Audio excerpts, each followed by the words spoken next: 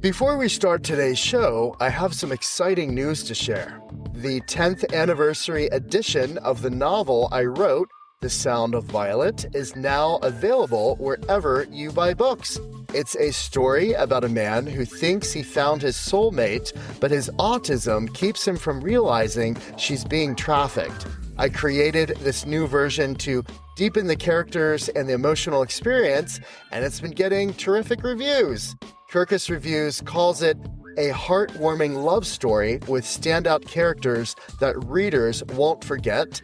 The Book Life Prize says, the prose has the sweet, forward-moving cadence of a great romantic comedy, and readers will swoon. The Sound of Violet 10th Anniversary Edition was named one of the best 100 books of the year by Shelf Unbound magazine, and the novel ranked on Amazon's bestseller list for romantic adaptations. It's official, I'm a best-selling author. You can check it out and find out more at thesoundofviolet.com. Now on to the show.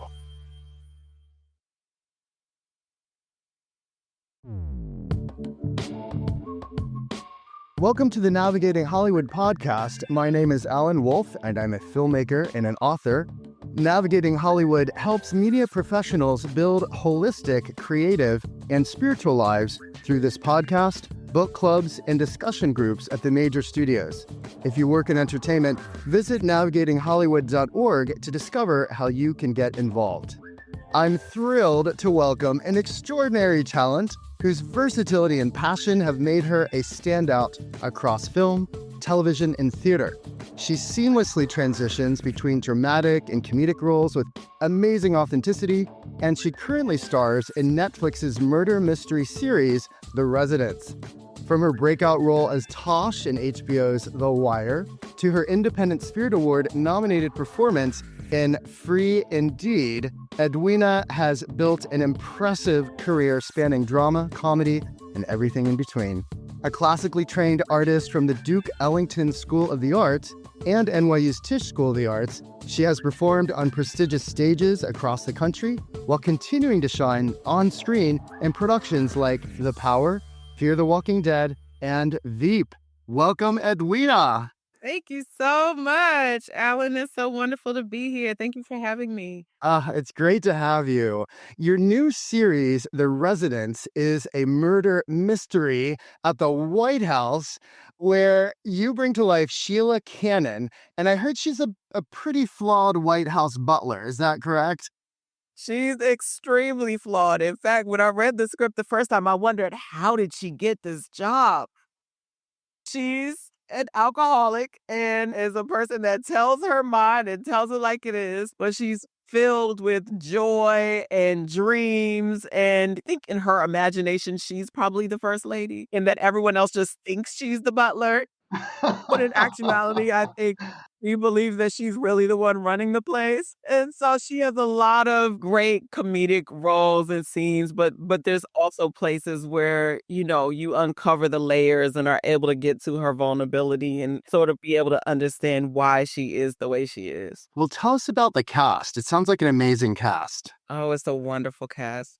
The cast is led by Uzo Aduba, who Uzo and I go way back to New York theater days. Also, Susan Kelechi Watson, and we two have known each other for a long time from NYU and New York. And Isaiah Whitlock, who I've known for a long time. We did The Wire together. There's Randall Park, who's an incredible actor in both comedy and drama. Ken Marino. How can I forget Giancarlo Esposito, who I first became aware of when I was in college studying at Atlantic Theater Company, and he was one of the company members there, again, in New York theater. So I just feel like they've assembled just a wonderful cadre of artists, some of whom you very much know, some you may not know as well, but who all deliver phenomenal performances in the show. It's amazing that you have worked with several of them before. Yeah, well, actually, a lot of them I had not worked with. A lot of them we just knew each other for many years, or had become close in different ways. There's a couple that I even met at church, and that's where we met. And, had never, though, worked together. So it's been really wonderful for our artistic paths to now have crossed and been able to work together. And then there's one actor, how can I forget, Bronson Pinchot, who I grew up watching on Perfect Strangers, who plays the incredible White House chef in this one, Didier Gottard, and he's super funny in this too. And what was it like working with Shonda Rhimes to bring your character to life? I've always been a Shonda Rhimes fan. I mean, I think I really became passionate about her work starting with Scandal. I was a huge Scandal fan. I loved the character, the writing, the language, these Shakespearean, monologues that would go on for pages and pages. And as an actor, I just got so much excitement out of that. Like those words are like heaven to me. Now, fast forward to be working on a Shondaland series that she did not write, but she's producing, and it's all under the Shondaland banner. But it's written by a brilliant writer named Paul William Davies. And he wrote on Scandal. He also had another Shondaland show called For the People. And so his style is very similar. So it's extremely witty. It's just brilliant. The language is brilliant. The character is fantastic. Like, you guys are going to be really in for a treat. How does your approach differ when tackling a character like Sheila versus your more dramatic roles? It's funny because in some ways I approach the roles the same. Maybe it was because I got my start on The Wire, and The Wire is a very cinema verite style of show, right? So it's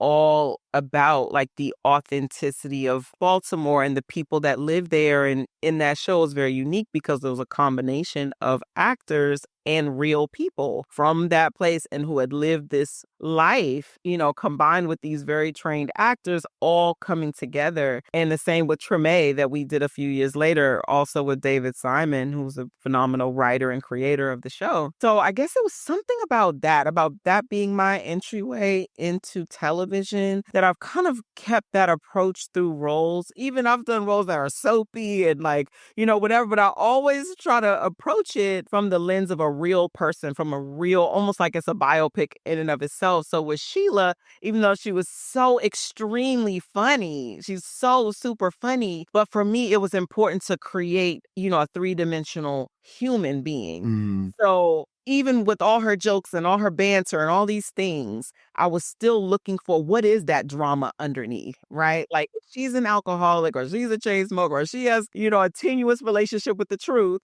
right? I'm thinking like, okay, what is underneath her? And I approach it like that. So there are lots of moments that are very, very comedic, but then there's also some areas of the show where she takes the layers off, you know what I mean? And where it gets really deep and very personal. And that was really important to me too. So yeah, I kind of approach them the same, but with comedy, it's kind of like you can't take yourself too seriously, right? Like in drama, you might be going to the depth, inner depth. You can do that sometimes with comedy, right? Especially if there's those types of scenes written in.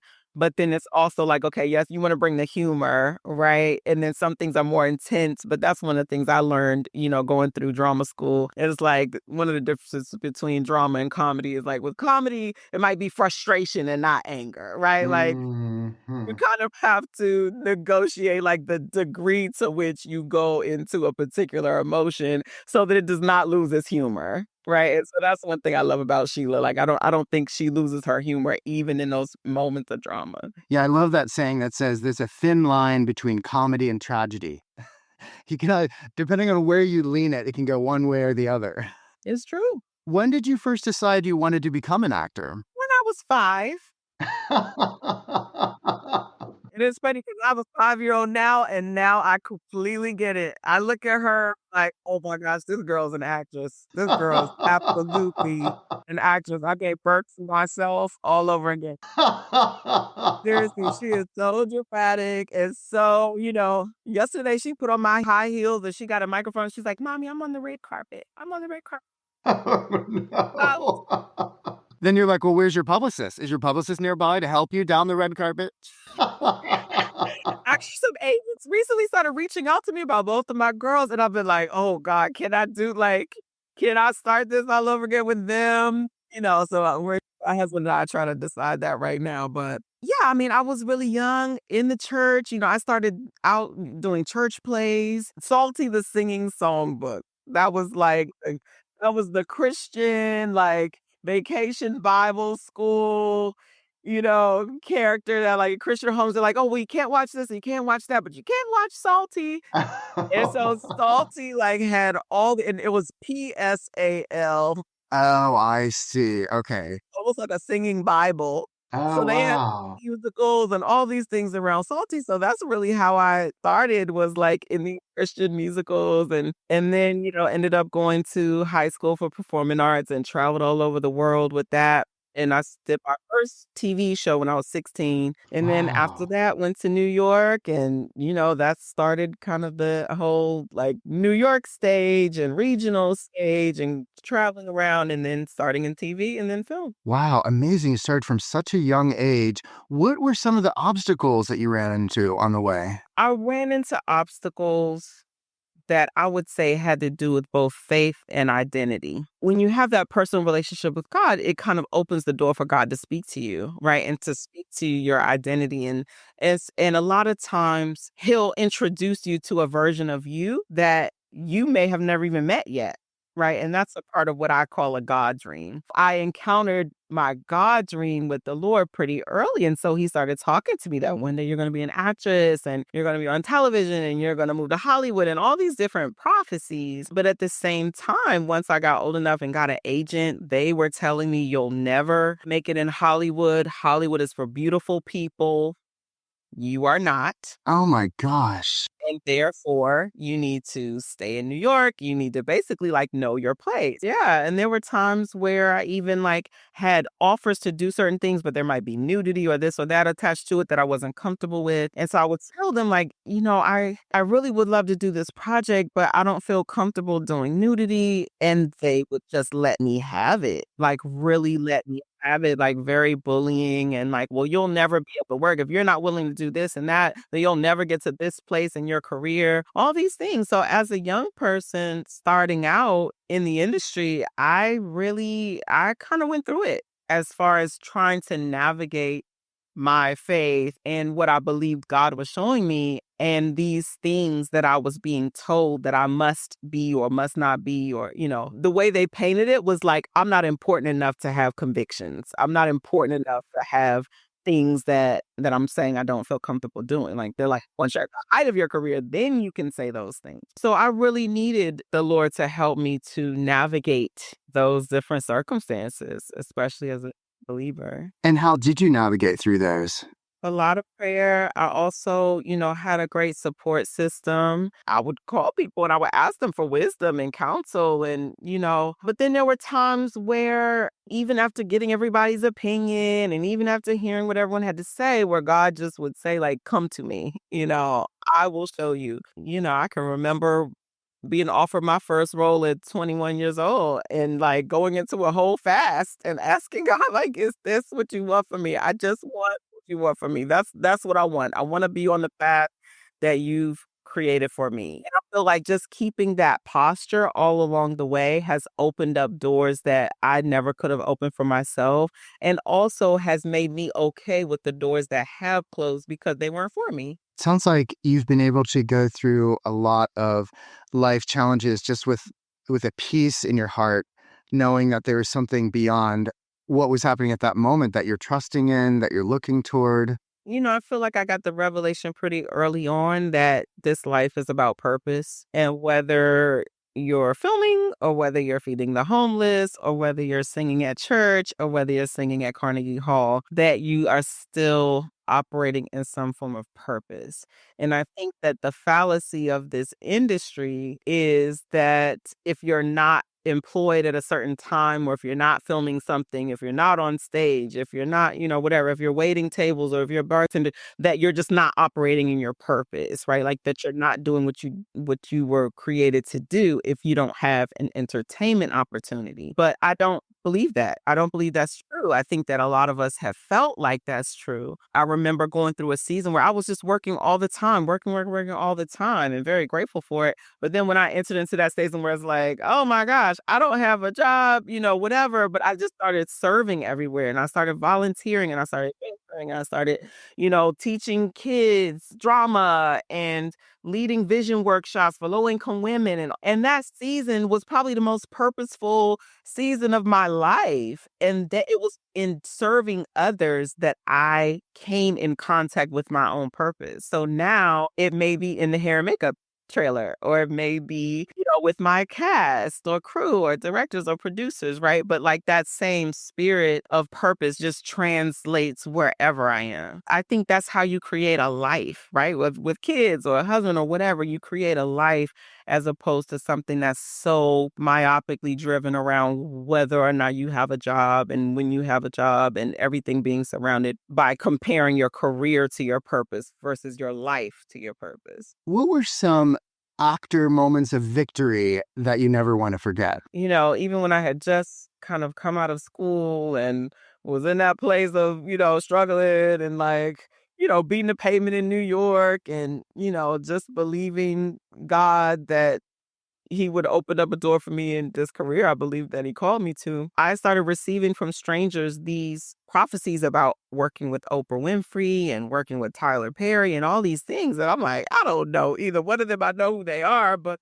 like, And when you say prophecies, what is that? What do you mean by that for people who aren't familiar with that? yeah, so people would literally, strangers would stop me on the street, would stop me on the subway, would stop me like one time I was even at this nightclub in a state that I'd never been to.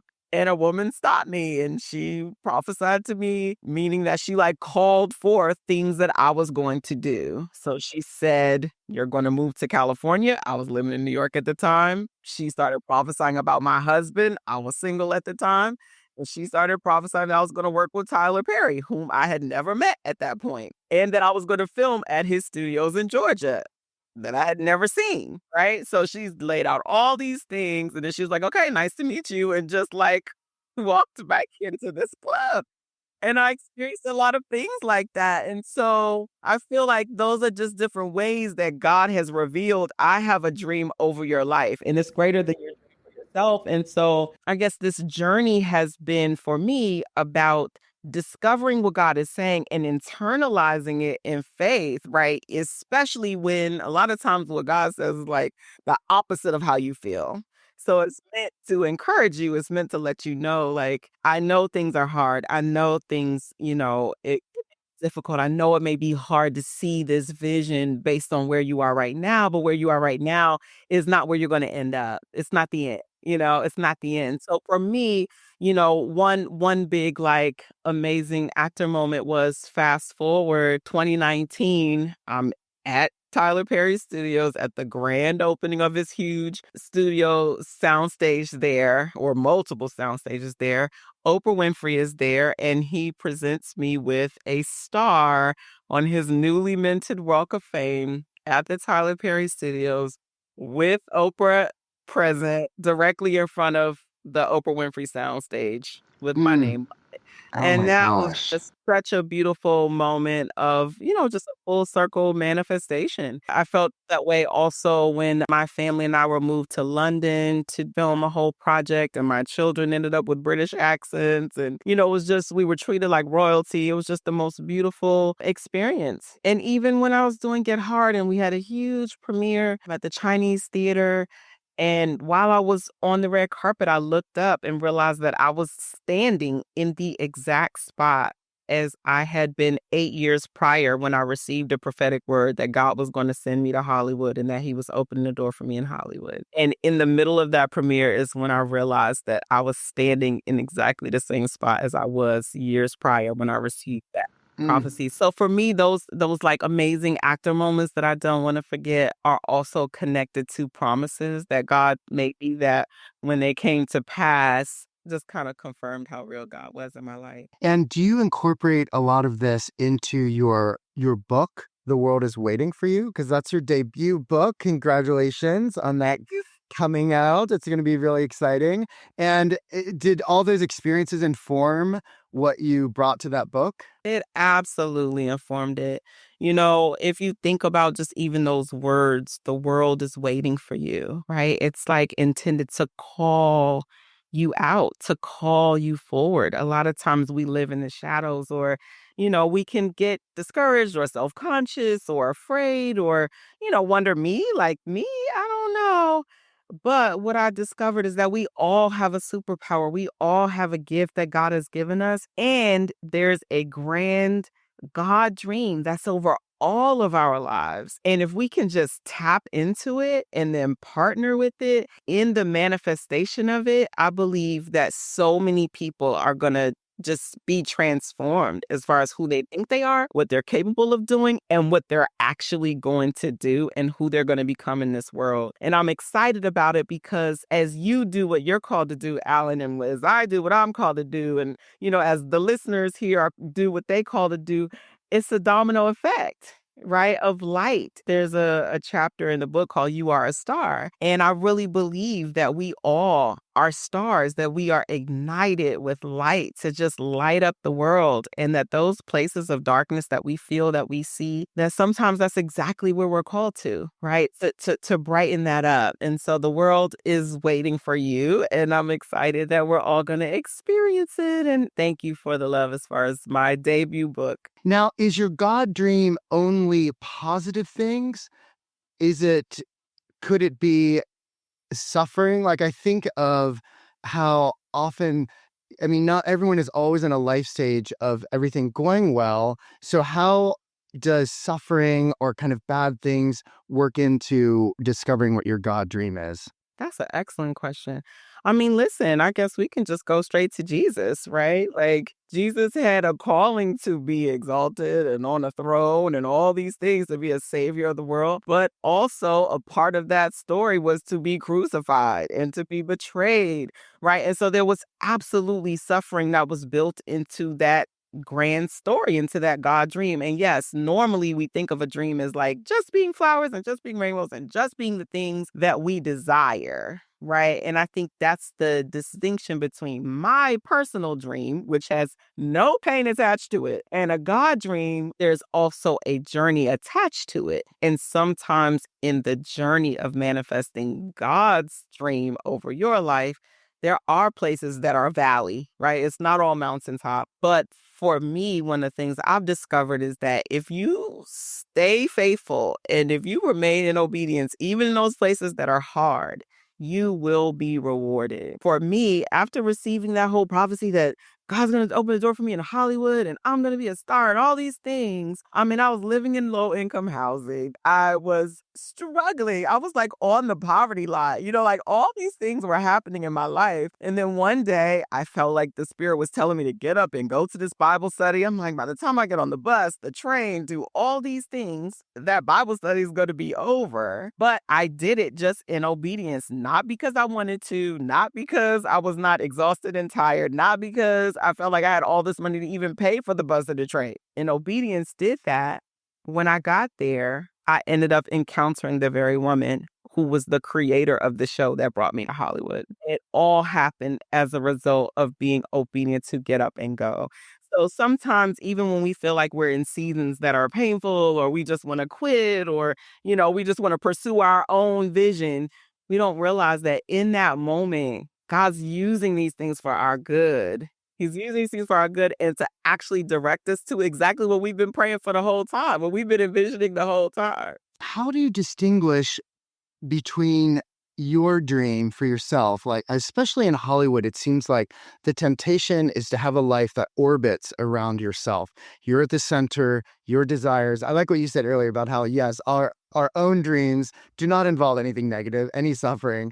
But how do you figure out this really is actually, I'm living out my dream rather than God's dream? How do you distinguish between the two? For me, it kind of always goes back to surrender, right? Like a lot of times when I've been called to do things, even to write this book, The World is Waiting for You, it did not initiate with me. It didn't start with like, now I'm going to write a book and this is what it's going to be called. It literally was me responding to a calling. I knew God was calling me to write this book and that I needed to surrender and do it, even though at that time I felt like I'm living my dream, right? Like I'm filming and I'm traveling and, these different things. So when the book came, it was, okay, God, well, tell me more. What is it that you're asking me to do? What is it that you're asking me to release? And that was a process. Same with motherhood. I was doing my thing. It was not this huge vision for me that I'm going to be a mom and all this stuff, but strangers started prophesying to me. God said, you're about to have a baby. And at first I was kind of scared, to be honest, but it was in the surrendering that opened the door. And motherhood has been the greatest blessing in the whole world. And I'm amazed that I could have missed it if I was just going off of my dream and what I wanted for my life at that time. And so one thing about a God dream, it extends so far beyond you, right? So it's like years past where you currently are. And it's also thinking about many other people than you're thinking about. So I imagine that you starting this podcast, that part of it was you being creative, part of it was you having an outlet and like these wonderful things for you, but it was also you seeing a need, right? You seeing a need in the world that you wanted to help fill by serving others. And so I feel like a God dream, one way to also determine between your own dream and a God dream is it large enough to encompass others? Is it large enough to bless others through the fulfillment of it? Or is it simply self-serving? Because I have a feeling that if it's simply self-serving and that's it, there's no deeper, purpose attached to it, then you may want to question, okay, is that my God dream? Academy Award-winning actress Viola Davis wrote the foreword to your book, and she has said this about you. Edwina is a life force. Once she comes into your life, it alters. How do you alter people's lives? First of all, don't make me cry. Oh my gosh. Well, I'm a person that genuinely loves people. I genuinely care about people and where they are. And, there's a gift that God has given me to be sensitive to the state that people are in, whether it's financial, whether it's emotional, whether it's spiritual, and be able to see a vision for them as far as where God wants to take them, like what that next place of elevation is in their lives, and to be able to speak into that and to help them get there. And so with Viola, even though I met her at a very young age, I was in college and I was mesmerized by her because so many of the plays that I was working on, listed in there, the original cast was always Viola Davis, Viola Davis, Viola Davis. But when God, brought us to a place where our paths collided, I would sit, with she and her husband for hours and talk to them about vision, and we set a vision for their production company, and I helped them to create that and form that. And she talks about me some in her book, Finding Me, and some of those moments that we spent together. And I guess, as far as me, I think that just a part of my calling is to help people to reach theirs. I'm always grateful. A woman stopped me yesterday. I was at my daughter's basketball game, and this woman ran after me, and she said, "You spoke a message 11 years ago that changed my life, and I remember every word." And she started to give every word of that message from 11 years ago. And she began to cry, and she thanked me so much. And I got teary too, And so I think that maybe that's what Viola meant as far as like how do you help change people's lives, And I just think it's an honor and a privilege, to be honest. You mentioned early on getting involved with your church, and that helped inspire your acting journey. What does your spiritual journey look like? I was raised in a Christian home, so I've been in church all my life, but I would say around college is when I really started questioning everything, right? I went to NYU and it was, very, very heavily academic. And I was taught by different professors that God is a social construct, that is kind of a created being, really, by humans to explain that which is inexplicable. And so I would go home then and challenge everybody like, well, what is God and what does God mean and blah, blah, blah. And then so there were times where the question sort of came to me of, do you believe? Like just a very simple question, do you believe? And I realized that I had engaged in so much discourse and debate and, and like bringing home all these things I had learned, that simple question that a friend of mine asked me, do you believe? It was something about the tenderness of that really made me stop and think, do I believe? And that's what opened up all of these very intimate spiritual experiences that I had had personally. It wasn't just because I was taught it. It wasn't just because I read it. It was because I experienced it. And when I experienced God for myself, that's when I realized, wow, this is my spiritual journey. That is very personal and that no one can explain away or take away what I've experienced. And when your friend asked you, do you believe, what were they asking you that you believed in? Well, I think that they were asking, do I personally believe in God? Because at that point, again, because I was in such an academic setting and I'm very analytical by nature, so I can debate with you to the hilt on the smallest thing. Some people were like, if you weren't an actress, you'd definitely be a lawyer or, something, because I will like go all the way in. And because I was doing that in the discourse of God at that point, that just happened to be the topic that, I was kind of like harping on, what about this? And what about that? And what about this? And what about that? I think that she knew personally that she could not go to toe with me on all these things, right? That she didn't have an answer for all the things that I was posing. And so I think for her, I think it was just about that simple question of belief, right? Because believing is about internalizing something that you can't see. It may not be empirical. You may not have all the empirical evidence to prove this is what it is, right? So it takes an element of faith. And so I think that question of, do I have that faith or don't I? Right? Because some people tell you, no, I don't believe. I'll believe it when I see it, right? But then belief oftentimes is predicated by seeing, right? But there's two different types of seeing. There's seeing in the natural realm, and then there's seeing in the spiritual realm. And so I realized that, oh, wow, I can believe because I've experienced things in a very spiritual way that were not necessarily birthed out of academics or birthed out of intellect, that were actually birthed spiritually. And I had the presence of mind to understand that. How do you stay spiritually healthy while working in entertainment? One thing that I've had to learn is that I can't idolize this industry. And that's hard. I think especially as actors or performers, right? We love what we do and we want to do it all the time, but at the same time, the way the industry is set up, it can be fickle, it can be this, it can be that. You may be on top and then on the bottom and then on top again and on the bottom. If you must be on top at all times, or you must be on set or whatever at all times, then you can start to develop an unhealthy relationship to it where your whole entire identity is based around it.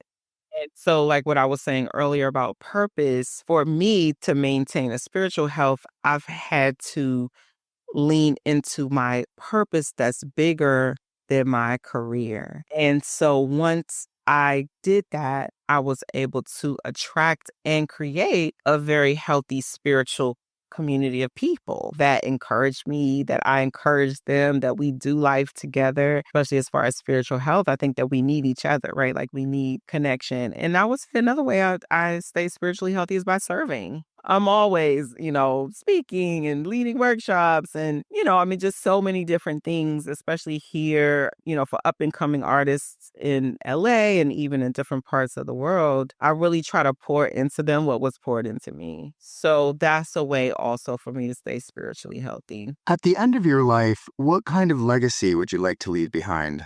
So basically today, you're just giving all the simple questions.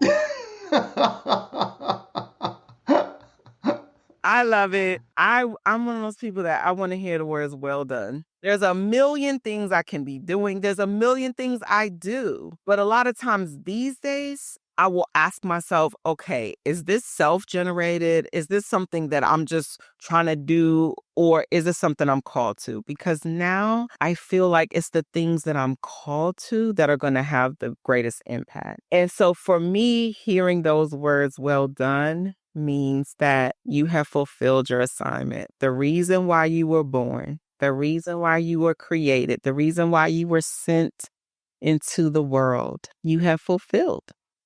And now it's time for you to be taken home. So when I think of those words, the world is waiting for you. You show up, right? You show up. And when your time is done, you know that you gave everything that you were supposed to give to this world. And now it's time for you to reap your reward.